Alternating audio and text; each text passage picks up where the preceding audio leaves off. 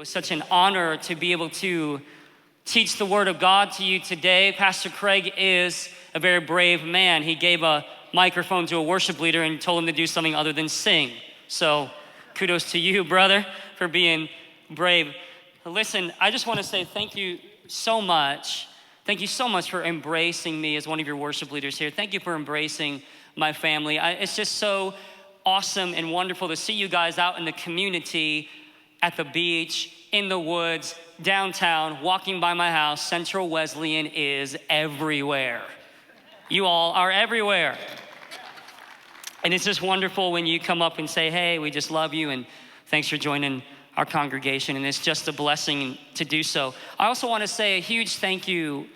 This church really prayed for us, Catherine and I, when we went through such an incredibly scary moment. Just a few months ago, when our youngest was due to be born, one night my wife began heavily bleeding, and I had to rush her to the hospital that night, and they were concerned for my wife's life. They were also concerned for the life of the baby, and they rushed her into the hospital, and they put her in a room, and they put the ultrasound on her, and the baby was there, but they couldn't find a heartbeat.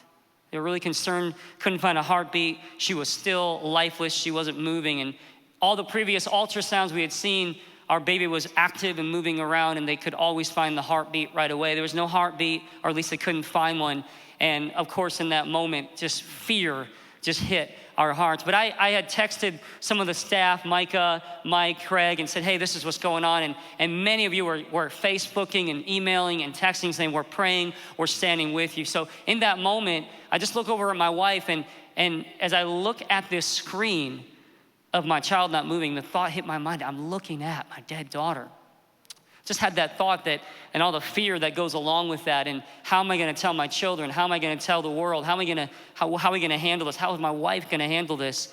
And Catherine mouthed the words to me just when all the doctors were in there. It was pretty tense. The nurses came over to begin to comfort her. She was crying, and the nurses were also pretty upset. And she mouthed the words to me, she said, just pray. Just pray. And we just began to pray, and moments later, they could find the heartbeat, and the baby began to move. So our little girl's doing well, and I just want to say thank you for being a praying church, because we really sensed your prayers during that. And this is our little girl here, if you haven't had a chance to see her. She's doing very well. So now I've shown a picture of a cute baby so I can say anything I want. Hey, listen, I want to invite the team to pass out the Bible. So if you need a copy of the scripture and you want to read along with us, just lift up your hand real high, and our awesome team will get you a copy of the Bible. There's some hands over here. Thanks, guys. And listen, we started a worship series last week. Pastor Craig did a phenomenal job opening us up and talking and teaching about the presence of God. Last weekend in both services, there was such a strong awareness of God's presence. And if you were at the second service last week, you know that we spent moments around these altars up here just in the presence of God, as some people were weeping and praying. And what just probably the moment that just touched my heart the most was a young couple, I would say a young couple, but an older couple from the back who made their way up front weeping as they come. People that are probably 70, 80 years old, just weeping as they come, broken before the Lord. Such a hungry heart for the Lord. So Pastor Craig did a phenomenal job opening up this series on worship, and I believe God is doing something special. Today, we're gonna jump into the scripture, and I wanna just take a little snippet from the life of David. So we're gonna read together from 2 Samuel chapter 23, verses 13 through 17.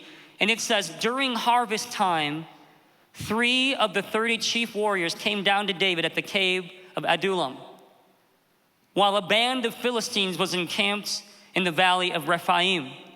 At that time, David was in the stronghold, and the Philistine garrison was at Bethlehem. David longed for water and said, oh, that someone would get me a drink of water from the well near the gate of Bethlehem. So the 3 mighty warriors broke through the Philistine lines, drew water from the well near the gate of Bethlehem, and carried it back to David, but he refused to drink it. Instead, he poured it out before the Lord. Far be it from me, Lord, to do this, he said. Is it not the blood of men who went at the risk of their lives? And David would not drink it. It's a little interesting story from David's life. In fact, this story comes at the end of David's life we're told in the earlier verses in chapter 23 here of 2 Samuel that David is actually on his deathbed. And he's gathered his mighty men, his warriors, his bros to be around him. And they start telling stories about the good old days. And his three top guys, their names were Josheb, Eleazar, and Shammah. And they start telling these amazing, incredible, epic stories about these guys. What was said about Josheb, Josheb actually defeated an army of 800 men with just him and a spear. Eleazar, it was said of him that he fought so hard in battle that his hand froze to the sword. And Shammah, he made a one-man stand against an entire army and lived to tell about it. These guys were the thrill seekers of their day. These were the tough guys of their day. These are MMA fighters times 1,000. Adrenaline junkies, superheroes of their day. These are the stories that epic movies are made of. In fact, it reminds me of my favorite movie, three main characters. Remember these guys, The Lord of the Rings? Aragorn, Gimli, and Legolas. Had to remember that one for a second. But you know what, maybe you didn't connect with Lord of the Rings. Maybe you're not a nerd like my wife and I. We love these stories. Maybe you could connect with these guys right here. I love how Steve has a big smile on his face as he's shooting arrows at you. It's kind of how he preaches, you know, he's shooting arrows at us and he's smiling. But this is an amazing story because these three guys are gathered around David's deathbed. They're telling stories of the good old days, and they kind of look at each other and they say, remember the time that David was in the cave and he cries out, I want some water from Bethlehem. Remember the time, guys, that we just kind of looked at each other, shrugged our shoulders, and we broke through the lines. We got him the water. He brought it back, and he dumped it out before the Lord. Now, if that were me, if I had risked my life to get David a cup of water and he just poured it out in front of me, I'd be like, what in the world are you doing, David? I just risked my life to bring this water for you. The least you could do is let me watch you enjoy it. But he doesn't do it. He pours it out before the Lord. But what we need to understand today, guys, is that David was not being rude. He was doing something very specific, intentional, and beautiful. David was offering what was known as a drink offering to the Lord. The time of David, the way you worshiped Yahweh, Creator God, was to bring offerings to him. And we hear all about the burnt offerings and the animal sacrifices, but there was another offering that was commanded in the book of Leviticus to go along with the burnt offerings, and it was called the drink offering. The drink offering was a common gift of a drink, usually wine, poured out to the Lord as an offering.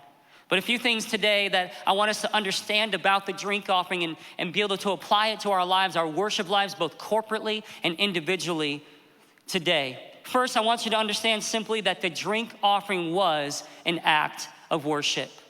It was an act of worship for all of our main characters in this drama. It was an act of worship first for Josheb, Eleazar, and Shammah. Josheb, Eleazar, and Shammah decided to break through the enemy lines to get this water and give it to David, and David poured it out. But what if Josheb, Eleazar, and Shammah did not do it for David? What if they did it as an act of worship before the Lord? Now, if they had done it as an act of worship before the Lord, it didn't matter what David would do with it, right? They did their part. They offered their worship, and the rest was up to David. Listen, I believe if everything that we could do in life and ministry we view as an act of worship and offering to the Lord, then it doesn't matter if they pour it out or not. Think about if we could bring this concept of worship, of an entire lifestyle of worship to everything we do. How would it change our parenting? I talked to a staff member just a few weeks ago, and he was sharing how he does devotions with his young children every day. That's a brave man. Devotions with his young children every day. And I think that is to be applauded and honored. But he said, you know, I do devotions with my children every day and I just don't think they're getting it. Brothers pulling on sister's ear.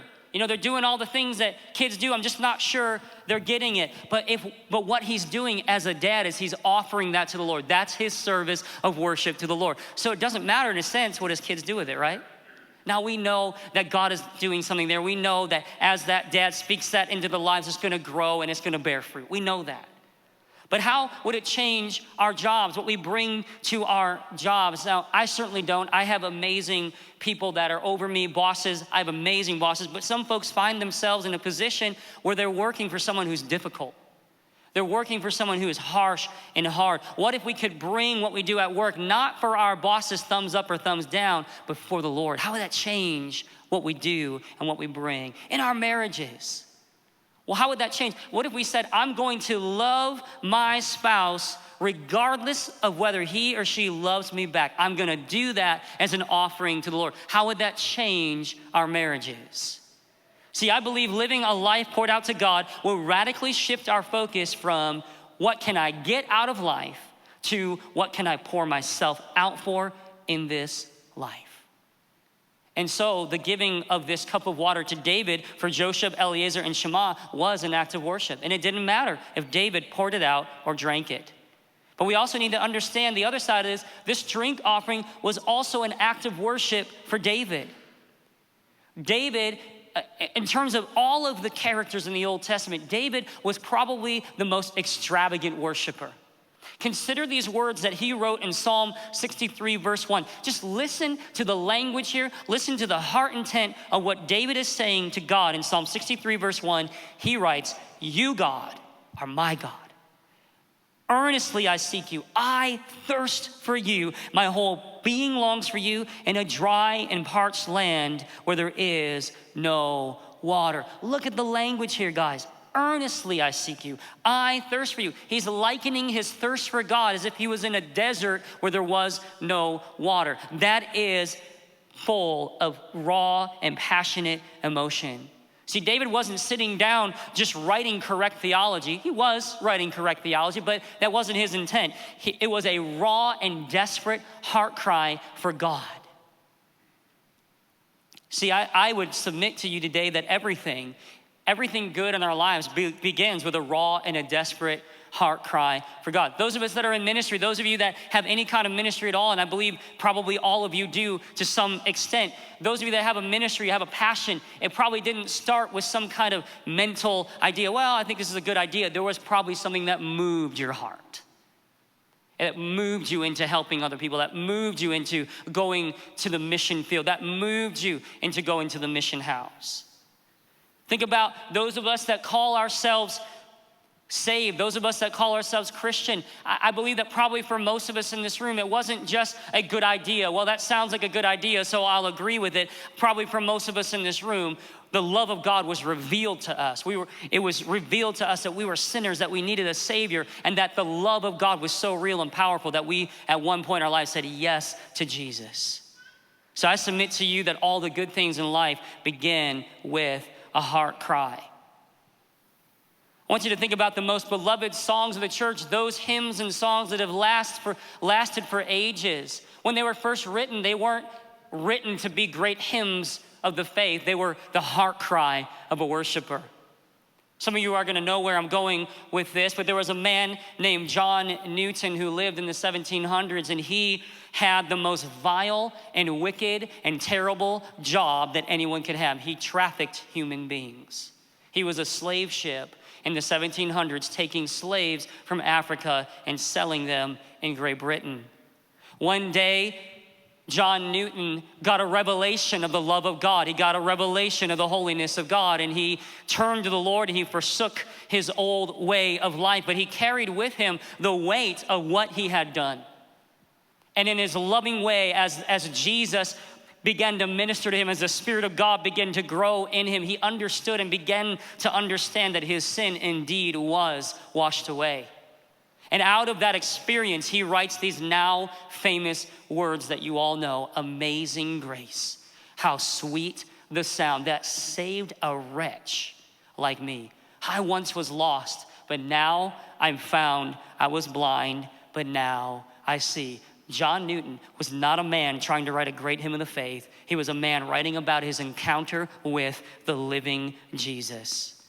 As our own pastor, Pastor Craig Reese, has said, one of the many things that I love that he said is contemporary worship is the singing of songs about God, what God is doing right now in our midst. You never know what your worship is doing for someone else. John Newton would not have believe that his song would have lasted hundreds of years. He was just a sinner that had been saved by grace and wanted to explain and exclaim his heart to the Lord. I remember Vivka, Pastor Craig's wife, sharing a story once about how she came into faith, and part of that journey was she attended a church in Arizona, and in that church she saw a man standing in the front with his hands lifted up, just passionately worshiping the Lord. And she explained how that image of that man stayed with her and led her to faith. That was part of what led her to faith in Jesus Christ. It reminds me of my own story. My father, who's here in the front row, in the third row back rather, my father is here. He pastored a small church in a little tiny town called Peck, Michigan. Anybody ever hear of Peck, Michigan? You did. All right. Peck, three of you have heard of Peck, Michigan. And that's because it's one of the smallest towns in Michigan, in the thumb. And on a good Sunday, we would have, 20, 30 people. Beautiful little town in the cornfields of the thumb of Michigan. We had Sunday night church back then. Remember Sunday night church, for those of you that have been around for a while. And sometimes we would start the song service, we'd start singing and worshiping, and there just seemed to be an extra strong awareness of God's presence. Kind of like in this place last weekend and during second service, during this altar time, there was just a special awareness of God's presence, and nobody wanted to stop singing. And the songs would go on and on and on because they didn't want to stop. They didn't want to lose that sense of God's presence. And I was about 5 years old at the time, and I remember on those Sunday night services, I would often just fall asleep in the back pew. Tiny little sanctuary that's smaller than this stage. And I remember this one particular Sunday night that was one of those nights where the singing just went on and on and on. And there was just a sense of God's warmth, if I could say this, the glow of the presence of God, the anon of God, the anon cloud of God, as Craig taught us last week, was in the place. And they kept singing and singing. I remember waking up because I had fallen asleep underneath a pew, just like one of these pews. And I woke up and I saw a man standing over me. I don't remember his name, but he was wearing a three-piece suit. Remember the days of three-piece suits in church? I almost wore one today, but I didn't want to shock you. I'm just kidding, I don't even own one, so. But I remember a man standing there with a three-piece suit. He had half of a communion wafer in one hand, and he had drank half of a small communion cup in the other. And the thing that stuck with me was that there seemed to be an endless flow of tears just flowing down this man's face. And the look on his face was one of sheer joy, of delight, as if he was encountering something so good that he had no words to describe what it was. And as soon as I saw that man's face, I said to myself, in my little 5-year-old heart, I said, God must be real and he must be good. So you never know what your worship is doing. Just last summer, I had the opportunity to go to Germany, and we were doing several services, and one of the things we were doing was a conference, and there were several refugees there from Afghanistan, Pakistan, Iran, and Iraq. And I remember this one Pakistani refugee. He, the night before, had been worshiping God. As we played the music, he was just leaping and dancing and twirling and just doing God knows what during the worship time. He was wild. And I remember seeing him the next day, and he just had this look of absolute joy and delight on his face. Just an absolute look of joy and delight. And I walked up to him and I said, man, you sure are happy today. And he gave me this look like, what do you mean? You should know why I'm happy. Brother, he said, Jesus has forgiven my sins. Now this man had nothing. In terms of this world, he had nothing. He had no place to live. He was staying in refugee housing. He had not a penny to his name that I know of, yet he was experiencing so much joy and delight in God's presence that encouraged even me. This is why I believe a culture of passionate worship is so necessary to the church, because it speaks to the kind of God we are worshiping. It shows that in God we find the only place of true fulfillment for the human soul.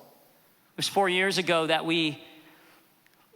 our son Eli was born, and my wife had been laboring all day, and towards the end of her labor, we were ready for him to come, and some traumatic things started happening with him. And so the surgeon said, hey, listen, we need to just get him out. We need to go into emergency C-section. So we quickly wheel my wife into the operating room, and I got to come in there too, and they began to feverishly work quickly to get this baby out so that no damage would be done to him. And I just remember as soon as he came out, he just let out the biggest scream that I think I've ever heard him scream. I mean, it was loud. I thought this kid's gonna be a preacher or something. And he was so loud, he was screaming, and they moved him over to the crib to kind of clean him off, where 4 or 5 nurses were around him just suctioning him off and scrubbing him down and do all the things that they do to get him ready. And the whole time he's got his little hands up in the air. You know, they can't really control their hands very well. He's got his little hands up in the air and he is just screaming, just filling up the whole room with the sound of his scream. And there was all these other noises too, like the beeps of hospital equipment and people rushing and moving, and all these things that he was unfamiliar with. And I couldn't wait to get over to him. And finally the nurse said, "Dad, you can come on over." And he's just screaming and shouting and yelling. And I walk over there, and I kid you not, I look down at him and I say, "Hello, son." And in mid-scream, he just stops, quiets right down. He grabs a hold of my thumb. He looks deep in my eyes and was quiet for many, many, many moments. That was one of the most amazing moments of my life. See, Eli, when he came out, he was looking for something familiar. He was hearing all these other noises. He was in the midst of chaos, and he needed to hear a familiar voice of his father. And if I could just get prophetic here for just a few seconds, there may be some of us in this room, you're in a place of chaos. There's a place of noise. There's other voices trying to come in. There's other noises happening. You feel like you're in chaos. I want to tell you that the voice of your Father is here to tell you everything is going to be okay.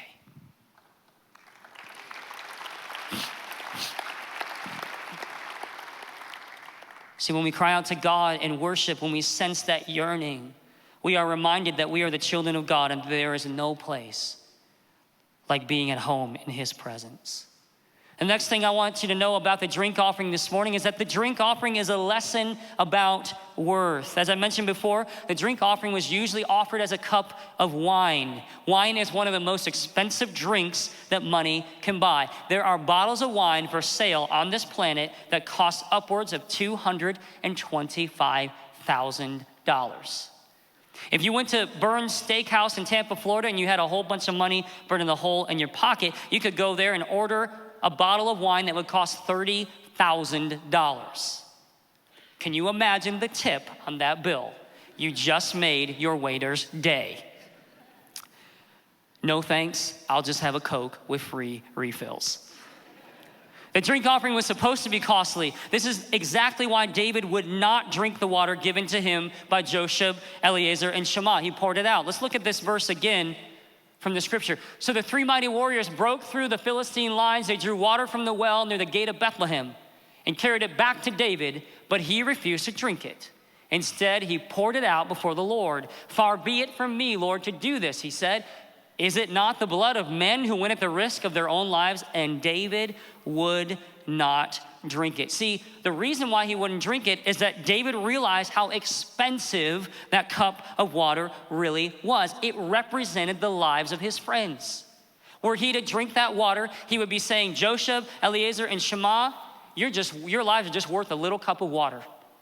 He held something so valuable, he knew that he could not take it for himself. He knew that something so valuable must be poured out before the Lord as a drink offering.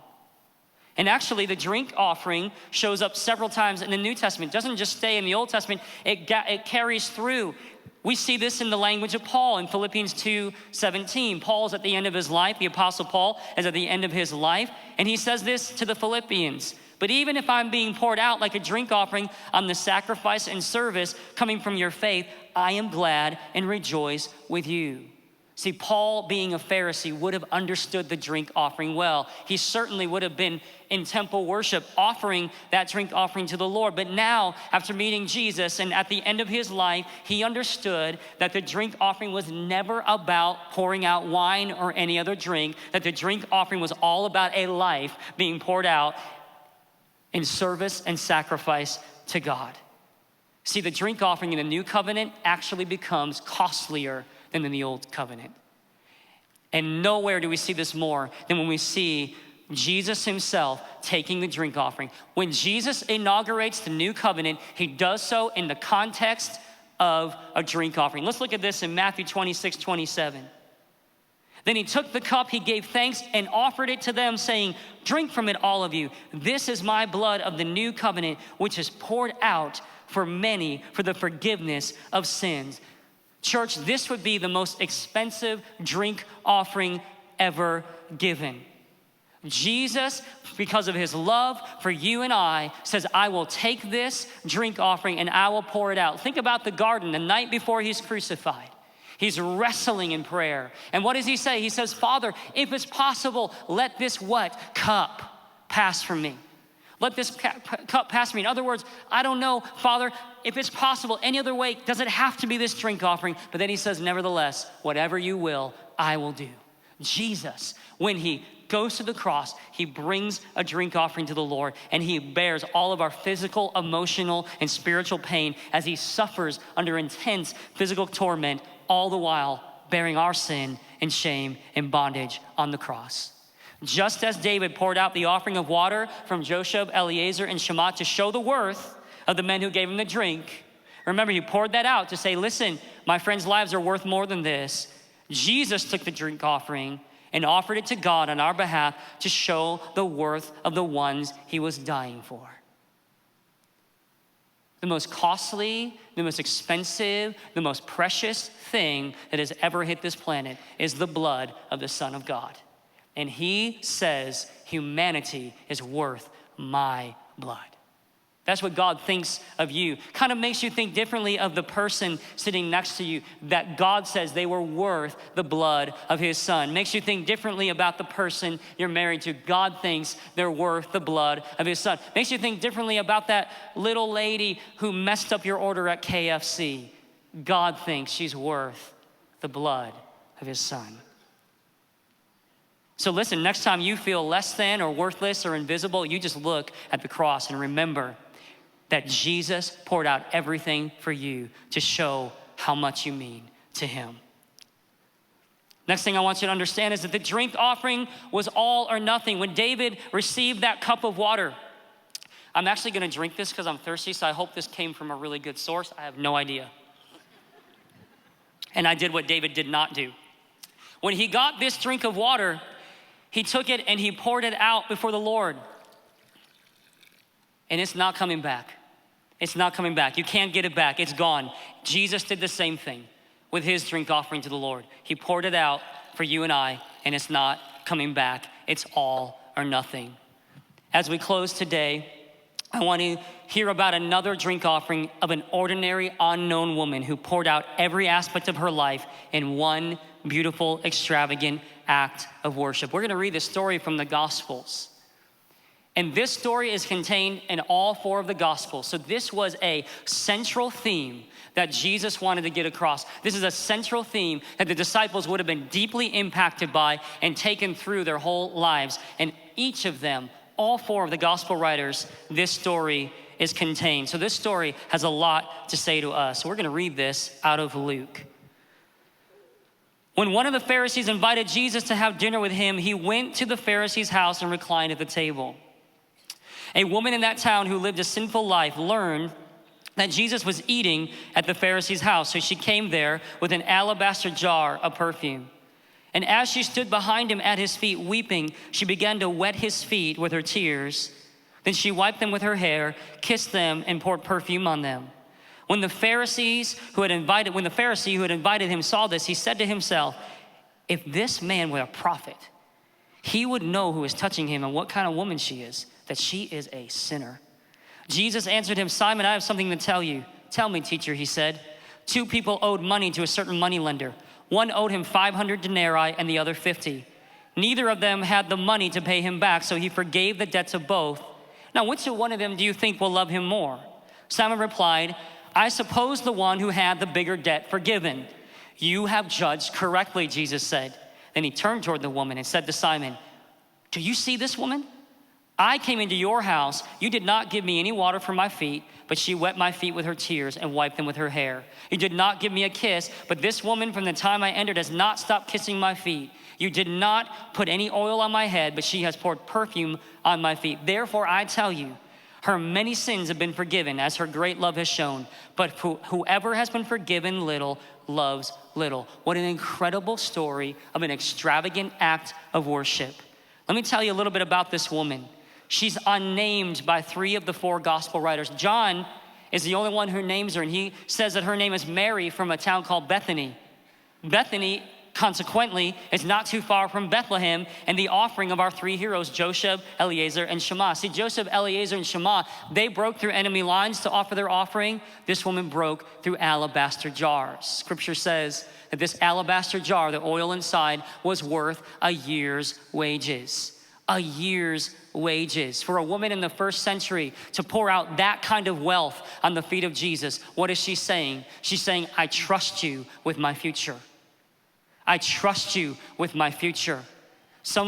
I know there's a lot of young folks in here that are getting ready to go to college, or maybe you're going into your last year of high school and you have all these questions about your life. What's my future gonna be like? Where am I gonna go to school? What kind of job am I gonna have? Who am I gonna marry?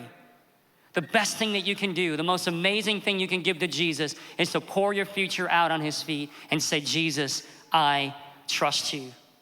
The other gospel writers chose not to name this woman, and Luke, the one that we just read, simply describes her as a woman who had lived a sinful life. In the book of John, we find out that this woman had 7 demons that Jesus had cast out of her.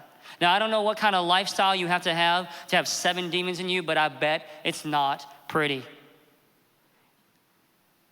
She was known and had a reputation of being a sinful woman, and she comes into this room full of religious leaders, full of people at the center of society, as a marginalized woman, comes into this room and offers an extravagant offering of worship to Jesus. So much so that Simon the Pharisee scoffs at Jesus and turns up his nose at this sinful woman who's slobbering all over the feet of Jesus and judges Jesus in his heart. And he says, if he was a prophet, he would know that this woman is a sinner. But this is a remarkable and unusual thing and strange thing for Simon to do. Why? Here's some background on Simon. Luke tells us that Simon was a Pharisee, but in Mark's gospel of this same account, we find out that Simon is also known as Simon the leper. Which one was he? Was he a Pharisee, teacher of the law, clergyman, politician, or was he a leper? Most scholars believe that this is a man who was a leper, but had been healed by Jesus, so that he could continue his work as a Pharisee and have dinner parties at his house. So he was a man that was at one point marginalized. He would have been pushed off into cities that were just made for lepers. And even when he came into town, he would have had to yell to all the people to hear, unclean, unclean. One day Simon met Jesus, and Jesus does what he does. He healed him as a leper. So he was able to go back and become a Pharisee.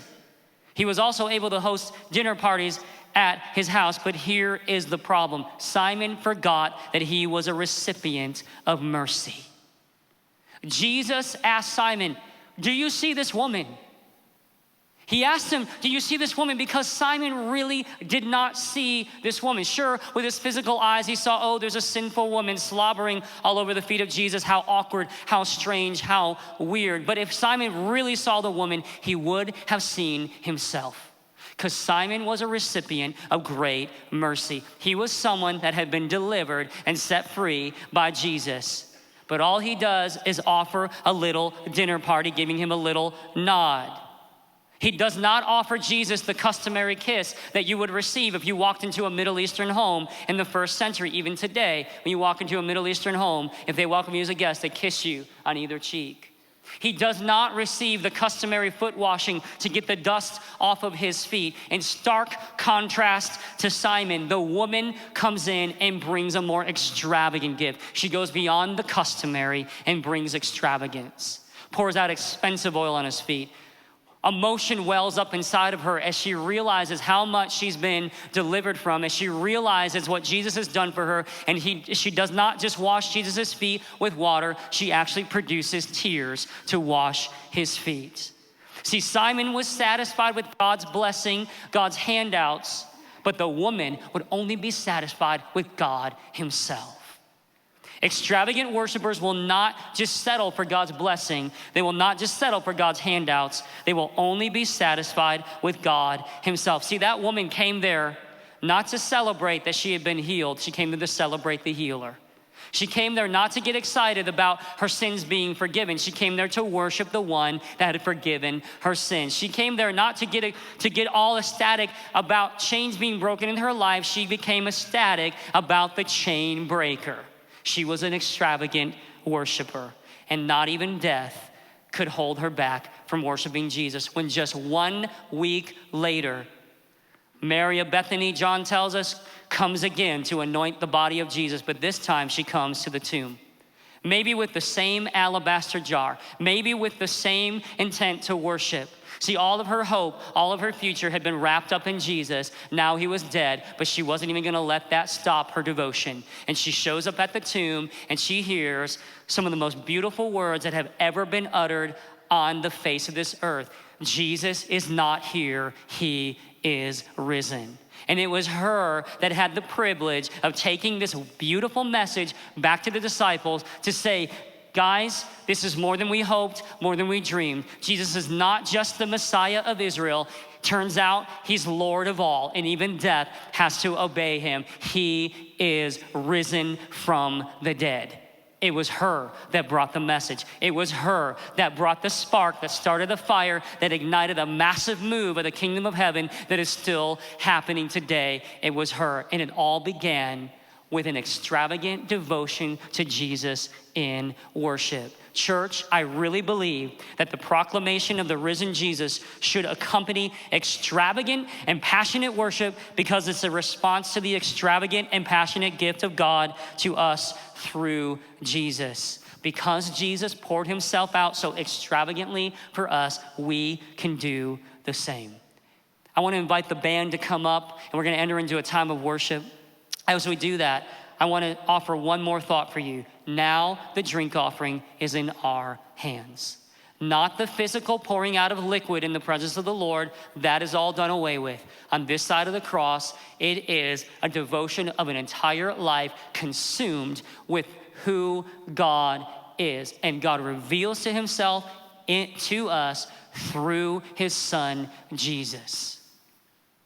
The offering is about lives being poured out to God. So where in our lives can we bring a more extravagant gift of worship? Where in our lives can we bring something that is extravagant, something that is expensive, something that costs us something?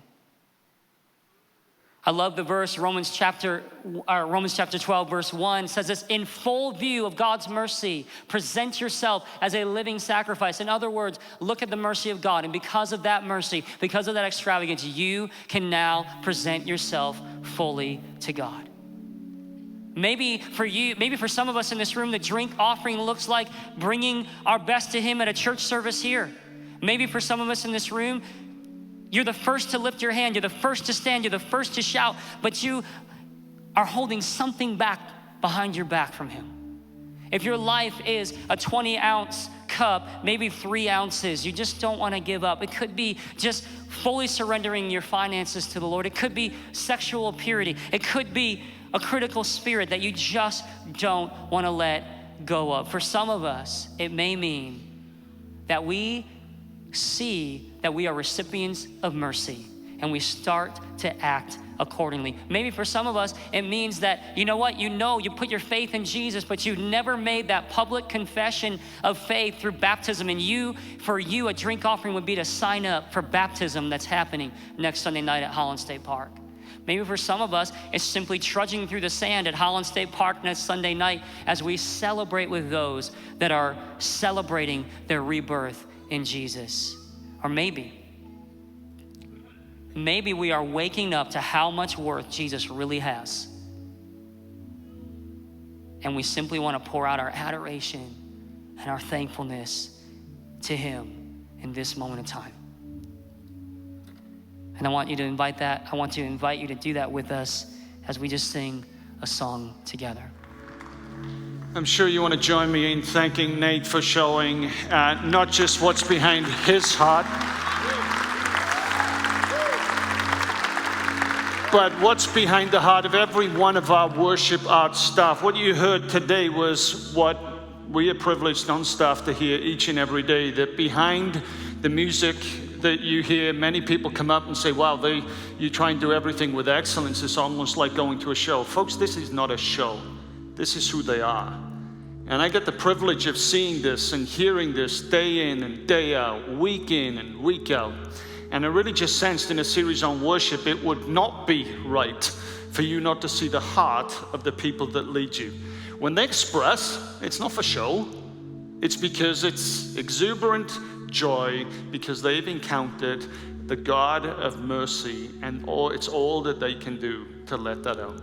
And I realize that we've got different people from different traditions here. I realized last week would have freaked some of you out that are from a Reformed background, and I talk about the Anand falling, and Kelly Green comes up here and he says 5 times and it goes 8 hours and 27 days and it freaks you out. Look, you can trust these folks, but I also want us to be a church that is based on realizing that when we gather together, we're about encountering a living God who's going to say something to us about offering an expression of worship that is about far more than what we do in here for 75 or 80 minutes on a Sunday. It's about what we do out there. And you can trust these folks with that. But at the same time, let's be willing to pour everything out. Let's be willing to follow the example of that woman and David's 3 friends who were willing to do what God had told them to do as an act of worship and to leave the rest to Him. And if some of you have just given so much to people and you feel disappointed by the response, then let the encouragement to you be today to know that God has seen it and God has taken what you've given as an act of worship and allow Him to do the rest. Thank you so much for worshiping with us today. I got the privilege of continuing the series next week as we look at another passage of Scripture. I do want to remind you, Wednesday night is team night. If you're here and you're saying, hey, you know what, I want to step up and get more involved, 6:30 here on Wednesday evening. For those of you that serve already in a different aspect of ministry, please join us. We have literally hundreds and hundreds and hundreds and hundreds of people serving every week, and all too often we don't recognize how many people we're serving with and the contribution that our service is making. So join us for a celebration on Wednesday at 6:30. But until then, have a great week. Look forward to seeing you all Wednesday and next week. God bless you, and thanks again, guys.